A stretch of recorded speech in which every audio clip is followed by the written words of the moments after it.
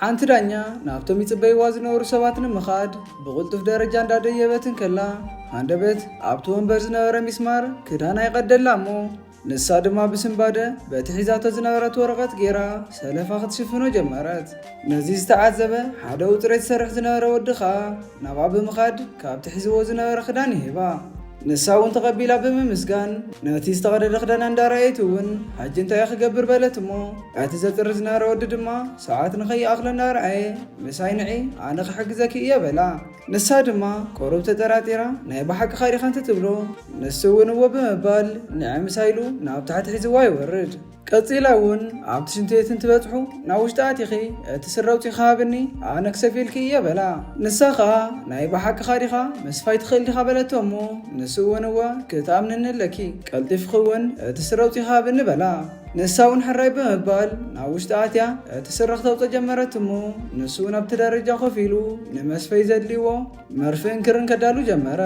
ብድሕሪኡ ድማ ኣልሃንድራ እቲ ስረ ኣውፅያ እንትትህቦ ንሱ እውን ተቐቢሉ ክሰፍየላ ጀመረ። ብኻልእ ገጽ ድማ ሓንቲ ፀሓፊት ናብቶም ንፈተና ኢሎም ዝመፁ ክልተ ሰባት ብምኻድ ከመይ ሓዲርኩም በለቶም። ንሳቶም እውን ከመይ ሓዲርክን ትብልዋ።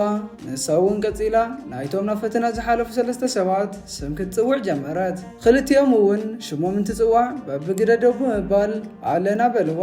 ንመበል 3ይ ግዜ ድማ ዳንኤል ሂመነዝ ኢላ ፀዋዐት እሞ ኣብቲ ወንበር ስለ ዘይረኸበቶ ኸኣ ከም ዝተረፈ ብምሕሳብ ንኽልቲኦም እተው በለቶም። ንሳቶም እውን ነቲ ሒዞሞ ዝመፁ ፋይል ብምሃብ ናብ ውሽጢ ብሓደ ይኣትዉ። እዚኦም ኣብ ከምዚ እናሃለዉ እቲ ፅሬት ዝሰርሕ ወዲ ነቲ ክዳን ሰፊ ድሕሪ ምውድኡ ነቲ በሪ ብምንኳሕኳሕ ሕጂ ጽቡቕ ኮይኑ ኢልክሎ ኢሉ ይህባ እሞ ንሳ እውን ፍሽኽ ኢላ የቐነየለይ ብምባል ነቲ ስርያ ተቐቢላ ነቲ ዝሃባ ጃኬት እንትትምልሰሉ ንሱ ድማ ቅልጥፍ ኢሉ ጃኬት ብምቕባል ቻው ይኸይድ ኣለኹ በላ። ንሳ ድማ ጽናሕ ኢላ ደው ንኽተብሎ ዋላ እኳ ተፈተነት። ንሱ ግን እንዳጎየ ናብቲ መኽዘን ብምኻድ ኣብኡ ዝነበረ ጫምኡ ክፀርግ ጀመረ። እታ ዳኛ ድማ ናብቶም ሰባት ብምኻድ ከመይ ሓዲርክን በለቶም እሞ ኣስዒባ እውን ነታ ፀሓፊታ እቶም ንፈተና ዝተመረፁ ሰባት እዚኦም ድም ብምባል ተሓታ።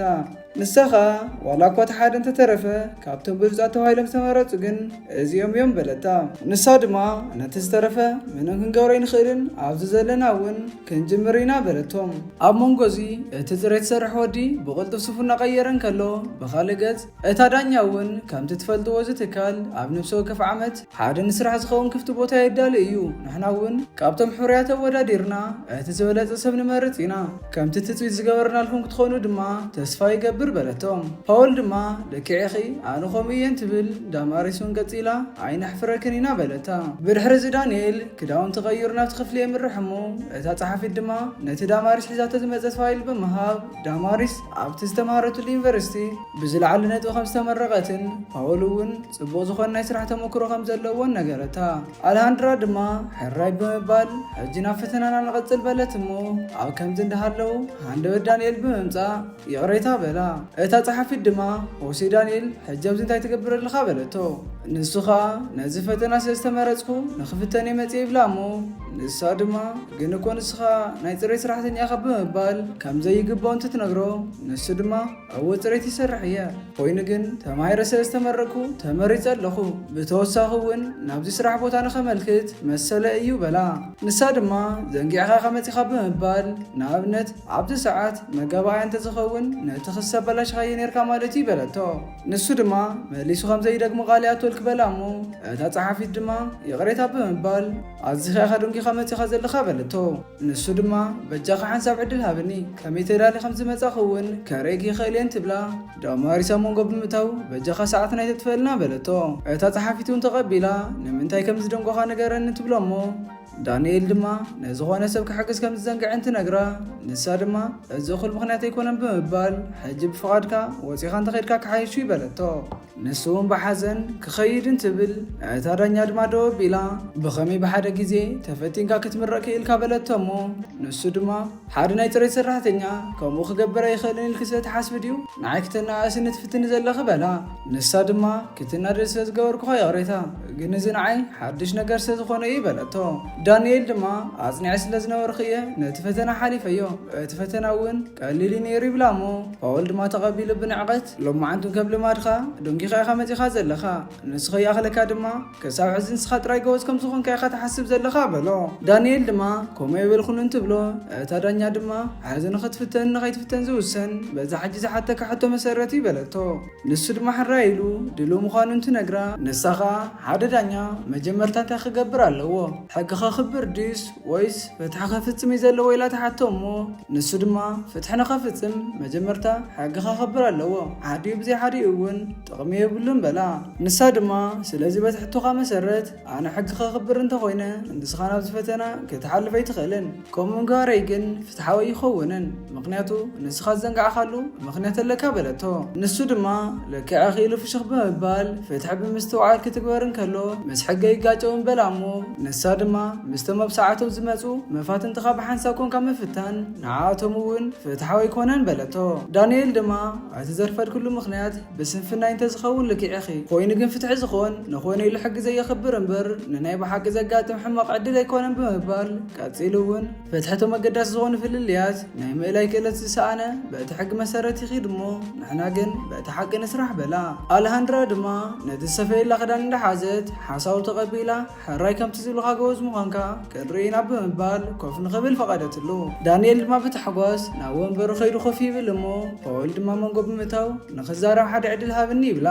ኣሲዕቡ ከዓ ናይ ብሓቂ ምስ ናይ ፅሬት ሰራሕተኛ ዲኺ ተወዳድርና በላ። እታ ዳኛ ድማ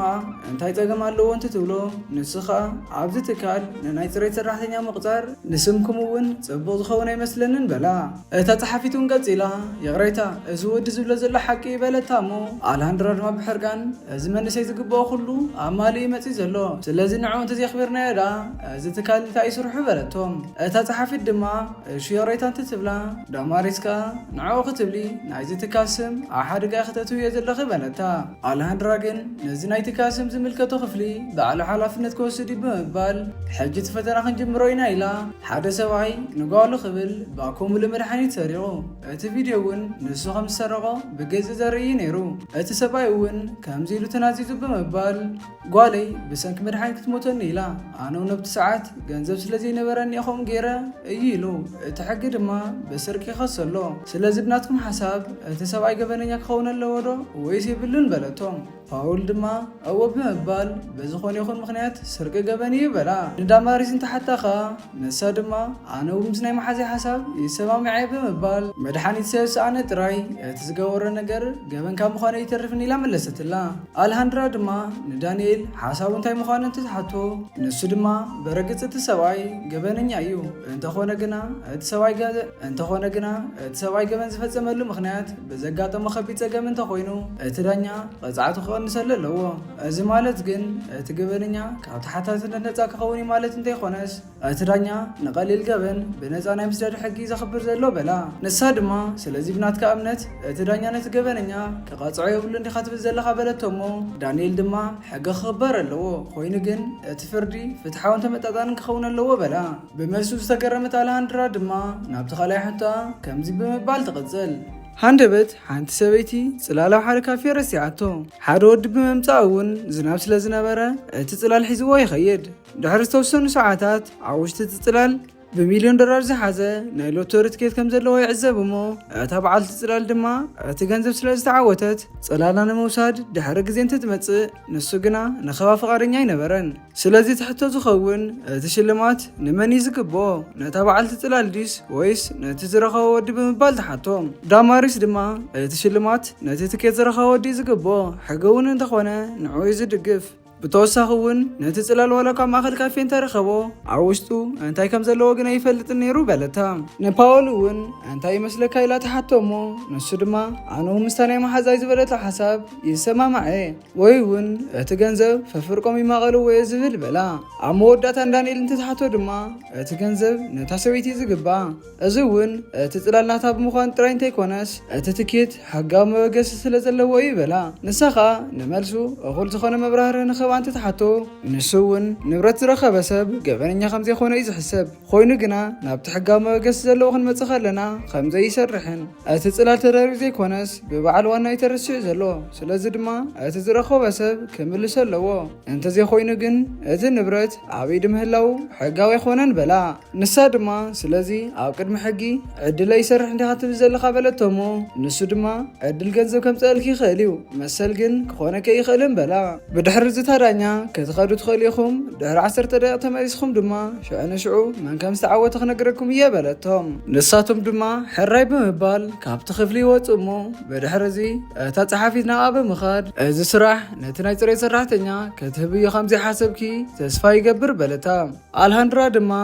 تودي كمي جوز مخانو تعذب كريلات حتى مو نسادما ولا كاتو خونه إذا سرح نتودي انتهبنا يوم قالوا سبات نيسرح ممزن بقعتنا كم زوره ديم كحسبو بلتا نسادما حنسباتو دانيل كمي جوز مخانو سفلتو نحدث بدحر بايتون زنورو خنتاتن بزي قدس نحنا تعزيز بلت سب كم نمرز كرد ايام بلتا أتصحافي الدما حراي بمبال بوسانا خمسة تقاقخي تسفاي قبر بلتامو على هندراون عناون تسفاي قبر بلتام أصعبا دما كدان كتا خوي نتقريدي لان تتحتا نتخدانا نحازت نوح تاريخيو لحرك نقراكي يا بلتا بمغزالون نتفايل كيدنا خنريو لنا بلتامو نساوم بحسابات السمامعة حابيراني خدا دانييل كاب تحقواس نابتمت أبي بوتا خير خوفي بلمو داماريسن باولون ددحري ماتيوم عبطو قدو يبلو داماريس كا ندانييل بعرسخا عزيخة تأمين كالله حقي إلا تحتمو نسود ما خاف زولا بمتسا كل نجار بزقبا زملس كلكم مسيل نيرو بلا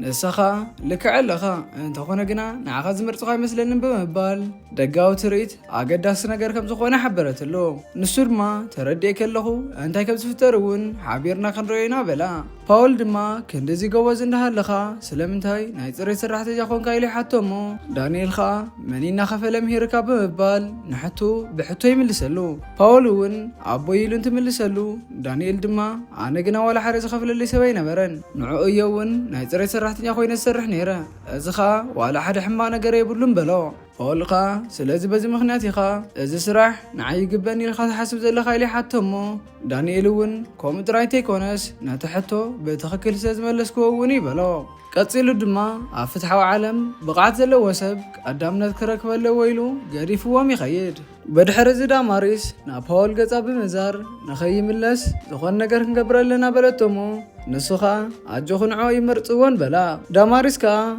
انت لا تملسو عوتيو انت زي تملس قنا كاكلتين حدينا ناي معوات عدل كهلونا اي بلتو باولكا لك خمس خونه تسمعوا انت حسب لك ببالي حتى مو نسخا صعبني لا تتخيل بدحرزي ندانييل نحد كفل خاطير ايومو قاسيلوم ناو يخدو دانييل دما اقديموم بزتزاربو ነገር نحزنه نزرسح خدانن نستقرد ጫሙና رايك حسب جمره أمونغوزي أنا دامارس بممتا نتبري قلفوامو بمغتسالخا نتبري نخي خافتو نتمخفتي بس أنت تتحيزهم بدن بأسيرو ما يخدو أمونغوزي دانييل دمت سلسمعه كاف خف زولا لبمتسا مني خنا بلي يصوع عمو ملس خركب سلازي كاله دما نابتبر خيدو كخفتو يفتن كخفتو سلازي كاله دما نتبرنا نكحخحه بجاهم كفتوننا ولا بعوتا دقاقي مخصوع جمره بدحرزي اتا صحافيت نخاتون تتنقرم داماريسن باولن نابت بيرو بمتاو عقد مال هندرا دو يبلو الهندرخا دانييل كم زي لسه تعذبت اتساسايكم كإلا تحتهم نساتهم كا اي فلتناني لم يملس لامو اتا صحافيت مونغو بمتاو نجيرك نيرأي بعين عموتي مأمان صبا يخونن بلتا باولخا ابزي كابزي هالو كنجمر لنا كلتا غزي خنصبا يون تخكل يكون يلون تزارب اتا صحافيتون قصيلا حقوم ينبلتا الهندراون حراي بمبال اتساسايت ودادار سزي متا اتتكال كاوكلتي يوم تودادرتي فاتين خواتري لا تزارب باول خاب بتحقاس في الشخنا بلن تمسجنا لمارسون ازينا نمسجنا كي بلتها الهندرخا زي قليل كم زي كونه بمزخخر بزح نجر كمارو خمس لهم حبرات لهم صبو صراحه انت راسريحمون اتتكال توسخ خشلهم مخانو تبسرهم قصيلاون عاوز قتل معالتي كجمر مخانم نجرتهم نساتهم كا بتحقاس يمسجنوا امو الهندراون حاجه خرو خمس خلنت نجرم حرايلهم ما كابت بيرا يوصو بمقصال دما اتا صحافيت ደስ ዝበለከ ይትመስለኒ ትብላ አልሃንድራ ኸ ሓቂ ኺኺ ደስ ይበለንን በለታ ንሳኻ ግን እቲ ትክክለኛ ነገር ኽጌርክ እንትትብላ አልሃንድራ ግን ተመሊስ ዘይምምፁ ኣይተውሓጠለይን በለታ እታ ጸሓፊት ድማ ምናልባት ነቲ ስራሕ ዘይደለየ ኸይኸውን ትብላ እሞ አልሃንድራ ኸ ዝኾነ ነገር ኣጋጢሞ ክኸውን ይኽእል እዩ ብምባል ስኽፍትኣ ትገልጸላ ንሳ ድማ ፍሽኽ ብምባል ነቲ ናይ ፅሬት ሰራሕተኛ ክንዲዚ ስለምንታይ ከም ተገደስኪ ኣይተረድአንን በለታ እሞ ንሳኻ ሎማዓንቲ ደንኪ ዝመፀሉ ምክንያት ንዓይ እናሓገዘኒ ስለ ዝነበረ እዩ በለታ እታ ጸሓፊት ከዓ ስለ ዘይተረድኣ እንታይ ማለት ኢላ እንትትሓታ ስረይ ሃንደበት ተቐዲድኒ ነይሩ ንሱ ይሰፊለይ በለታ እታ ጸሓፊት ከዓ ጽቡቕ ይሰሪሑ እንተኾነ ግና ምስ ዘራኽብ የብሉን በለታ አልሃንድራ ከዓ ልክዕኺ ምስ ዘራኽብ የብሉን እንተኾነ ግና ንዘይፈልጦ ሰብ ክብል እዩ ዕድሎ ሓደጋ እቲ ነይሩ ኢላ ትዛረብ እሞ ቀፂላ እውን ናብዚ መፂኡ እቲ ፈተና ጽቡቕ ሰሪሕ እዩ ግንካ ተመሊሶ ይመፀን እዚ ጉዳይ ልክዕ ኣይመስለንን በለታ እታ ጸሓፊት ድማ በዚ ምጭናቕ ክትኽክል ኣይኮነን ብምባል ኣብቲ ዝቕፅል መዓልቲ ንኸፅርንተ መፂኡ እንታይ ከም ዘጋጠመ ክትሓትዮ ትኽእል እየ ክትብላ እሞ ንሳ እውን ከምኡ ከም ትገብር እንትትዛረብ እታ ጸሓፊት ከዓ ናይ ሕክምና ቆፀሮ ስለ ዘለኒ ክኸይድ ኣለኒ በለታ አልሃንድራ እውን ሕራይ ኪድ እንትትብላ ንሳ እውን ይቕሬታ ብምባል ተሰናቢታታ ትኸይድ ብድሕሪ እዚ አልሃንድራ ሃንደበት እዝና እንትትሕዝ እቲ ናይ እዝና መጋየፂ ስለ ዘይነበረ ኣበይ ከም ዘውደቐቶ ንምእላሽ ናብ ታሕቲ ኸይዳ ኣብቲ ሽንቲ ቤት ክትደሊ ጀመረት ቶሎ ስለ ዝረኸበተ እናተሓጎሰት ድማ ኣልዒላ ናብ እዝና ጌራ ወፂያ ክትኸይድ እንትትብል ዝኾነ ድምፂ ስለ ዝሰምዐት ንኽተረጋግፅ ኢላ ናብ ገፅ ትኸይድ እሞ ዳንኤል ነቲ በሪ እናሃረመ ሰብ ነቲ በሪ ንኸፍተሉ ይፅውዕ ነበረ ንሳ እውን ኣብኡ ብምኻድ ዳንኤል ኢላ እንትትፅውዕ ንሱ እውን ስለ ዝሰምዓ በጃኻ ክፈትኒ በላ አልሃንድራ ኸ ነቲ ሽቦ ፈቲሓ ነቲ በሪ እንትትኸፍተሉ ዳንኤል እውን ቅልጥፍ ኢሉ ብምውፃእ የቕኒለይ በላ ንሳ በቲ ኩነታት እናተገረመት ምን ከም ዝዓፅዎ እንትትሓቶ ዳንኤል ከዓ ሓቂ ዘረባ ይረኣኽዎምን እንተኾነ ግና እቶም ክልተ መወዳደርተይ ከም ዝኾኑ ርግፀኛ እየ በላ ንሳ ድማ ብሰንኩም ዲኻ ዘይመፀኻ ኢላ መሊሳ እንትትሓቶ ንሱ እውን ብሓዘን እወ ብምባል ሕዚ ከም ዝተሰዓርኩ ኣሚነ እየ እቲ ዝነበረ ናይ ፅሬት ስራሕ እውን ክሰርሕ ኣለኒ በላ ንሳ ድማ ኣይከውንን እዩ ብምባል ፍትሓዊ ዝኾነ ነገር ከም ዝገብሩ ነጌራ ኣብ ዝቕፅል መዓልቲ 8 ሰዓት ናብቲ ናይ ኣኼባ ኣዳራሽ ንኽመፅእ ሓበረትሎ ዳንኤል ድማ ስለምንታይ ብምባል ይሓታ እሞ ንሳ ኸ እቲ ውድድር ከም ዝተዓወተን እቲ ስራሕ ከም ዝረኸቦን ነገረቶ ንሱ ድማ ብዘረባ ተደናጊሩ እቶም ካልኦት ተወዳደርቲ ኸይሉ እንተሓታ ንሳ ድማ ክጭነቅ ከም ዘይብሉ ነጌራ ኩሉ ነገር ክትዕርዮ ምዃና ሓበረትሎ ዳንኤል ድማ ንዝገበረትሉ ሓገዝ እንተመስግና አልሃንድራ እውን መስጋና ከም ዘየልን ክትገብሮ ዘለዋ ነገር ከም ዝገብርን ሓበረትሎ ቀፂላ እውን እቲ ቀዲሙ ዝገበርላ ሓገዝ ዝኾነ ሰብ ዝገብሮ ከም ዘይኮነን ከም ዘይትርስዖን ብምዝራብ ስለምንታይ ከም ዝሓገዛ እውን ተሓቶ እሞ ዳንኤል ኸ እዚ ዝኾነ ሰብ ዝገብሮ ቀሊል ነገር እዩ እንትብላ ንሳ ድማ ቀሊል ኣይኮነን እቶም ኣብኡ ዝነበሩ ክልተ ሰባት ካብ ከፍ ዝበሉ ኸማነይ ተስእኑ ነይሮም በለቶ ቀፂላ እውን ኣብቲ ዝበለቱ ሰዓት ንኸመፅእ ተዘኻኽሮ እሞ ንሱ እውን ሕራይ ኢሉ እንትምልሰላ ንኽጥንቀቕ ነጊራ ተሰናቢታቶ ትኸይድ ኣብ ዝቕፅል መዓልቲ ፓውልን ዳማሪስን ኣብቲ ቢሮ ክፅበይዋ እንትፀንሑ አልሃንድራ ከመይ ሓዲርኩም ኢላቶም ተኣቱ ፓውልን ዳማሪስን እውን ከመይ ሓዲርኩም ብምባል ሰላምታ የቕርብላ እሞ አልሃንድራ ድማ ንኽልቲኦም ወረቐት ብምሃብ ንኸንብብዎ እንትትነግሮም ዳማሪስ ከዓ እንታይ እዩ ኢላ ትሓታ ፓውል እውን ቅሩብ ድሕሪ ምንባቡ ብሕርቃን እዚ ብዛዕባ እንታይ እዩ እናበለ እንትሓታ ዳማሪስ እውን ቀፂላ ከምዚ ዓይነት ውሳነ ክትውስን ከም ዘይትኽእል ነገረታ ቀፂላ እውን እዚ ትብሎ ዘላ ንመርትዖ ከም ዘይበቅዕ ትነግራ እሞ አልሃንድራ ድማ እንታይ ከም ዝገበርኩም ኣፀቢኩም ትፈልጡ ኢኹም ኢላ ንኽፍርሙን ነዚ ጉዳይ ኣብዚ ንኽውድእዎን ሓበረትሎም እንተዘይኮይኑ ድማ ናብዚ በኣሰ ፀገም ከም ዝኣትዉ ብምዝራብ ንፍዕ ጠበቓ ከም ተዳሉ ነገረቶም እሞ ቀፂላ እውን አንድርያ ብምባል ቢሮ ንኽተምፀአላ ነገረታ አንድርያ እውን ነቲ ቢሮ እንትተቐብላ ኣብ ጥቓ ዳማሪስ ተቐምጦ እሞ ዳማሪስ እውን ንምፍራም ተጋመጋ እናበለ ተልዕለቶ ኣብ ከምዚ እናሃለዉ ድማ ዳንኤል ናብቲ ቢሮ ብምእታው ሰላምታ ያቕረበሎም እሞ ንሳቶም ድማ ብሕርቃን ክጥምትዎ ድሕሪ መፅንሖም ፓውል ክትኸሰና ኣይትኽእልን ኢሉ ይዛረብ ዳንኤል ድማ ምንም ዓይነት ክሰየድልን ኢሉ እቲ ሓቂ ባዕሉ ከም ዝቐፅዖም ይነግሮም ኣስዒቡ ኸኣ ንሓደ ሰብ ኣብ መኽዘን ብምዕዛው ብፍላይ ድማ ኣብ ኣገዳሲ ሰዓት ምትላል ዘይፍትሓዊ ተግባር እዩ እንተደኣ ከሲሶም እውን ቤት ፍርዲ ነዚ ጉዳይ እንተነኣሰ ብነፃነት ምድፋእን ዘይሕጋዊ ተግባርን ተርጊሙ ከም ዝቐፅዖም ሓበረሎም አልሃንድራ ድማ ዋላ እኳ ኣነ ክኸሰኩም እንተደለኹ ዳንኤል ግና እተው ኢድኩም ዘሎ መማረፂ መሪፅ ብምባል ፅቡቕ ውሳነ ከም ዝኾነ ተዛረበት። ፓውል ከዓ ብሕርቃን እዚ ትካል ብቑዓት ጠበቓታት ገዲፉ ንሓደ ናይ ፅሬት ሰራሕተኛ ከም ጠበቑ ከም ዝቆፀረ ንኩሎም ሚድያታት ክዛረብ የበሎም እሞ ኣልሃንድራ ከዓ እናሰሓቀት ክትገብሮ ትኽእል ኢኻ ኣነ ድማ ሓደ ናይ ፅሬት ሰራሕተኛ ንኽልተ ካብ ኣሎ ዝተባሃለ ዓብዪ ዩኒቨርሲቲ ዝተመረቑ ጠበቓታት ከም ዝበለፆም ከዛረብ እየ በለቶ። ብምቕፃል ዳማሪስ ብሕርቃን ነቲ ወረቐት ፈሪማ እንትትወፅእ ፓውል እውን ከይፈተወ ፈሪሙ ደድሕሪያ ይወፅእ። ዳንኤል ናብ ኣልሃንድራ ቀሪቡን ተመስግና ንሳኻ ምስጋና ከም ዘየድሊ ነጊራ ኣብ ትካልና እንኳዕ ብድሓን መጻኻ በለቶ። ዳንኤል እውን ከም ዘይሕፍረኪ ተስፋ ይገብር ብምባል እቲ ማሕበረሰብ ናይ ፅሬት ሰራሕተኛ ከም ጠበቓ ንክቕበሎ ከቢድ ከም ዝኸውን እንትዛረብ ንሳ ድማ ንስኻ ከም ዝተጋገዩ ተሪእኻዮም ንሳቶም እውን ክሓፍሩ እዮም በለቶ። ኣንድርያ እውን ንኣቶም ብምምፃእ እንኳዕ ድሓን መጻኻ ዳንኤል ኢላ ስለ ዝተጣረጠርክኻ እውን ይቕሬታ ግበረለይ በለቶ። ንሱ ድማ ፀገም የብሉን ኣጆኸ ይሕፍረክን እንትብላ ኣንድርያ ከዓ ነቲ ፋይል ንኽፍርሞ ከም ተዳልወሉን ኩሉ ነገር ሕጋዊ ከም ዝገብርዎን እንትትዛረብ ኣልሃንድራ እውን ሕራይ ብምባል ክትኸይድ ከም ትኽእል ብኢዳ ኣመለኻኸተታ። ኣስዒባ ከዓ ዝኾነ ነገር ካብ ጅባኣ ብምውፃእ እዚ ናትካ ዲ ብምባል ተሓተሞ ንሱ ድማ ኣይኮነን ንሱ ናትኪ ኢሉ ይምልሰላ። ንሳ እውን ቀፂላ ፅቡቕ ናይ ስራሕ ፃንሒት ከም ዝህልወና ርግፀኛ ኢላ ንኽትላገፅ እውን ናይ መጀመርያ ስርሑ እዚ ከም ዝኸውን ሓበረትሉ። ንሱ እውን ፍሽኽ ኢሉ እወ ብምባል ንናይ ፅሬት ሰራሕተኛ ከም ዝጣበቐ እንትነግራ ኣልሃንድራ ድማ እናሰሓቐት ኢዳ ዘርጊሓ ደጊመ እንኳዕ ድሓን መጻኻ በለቶ። ንሱ እውን ፍሽኽ ብምባል ሰላም ኢሉ የመስግና።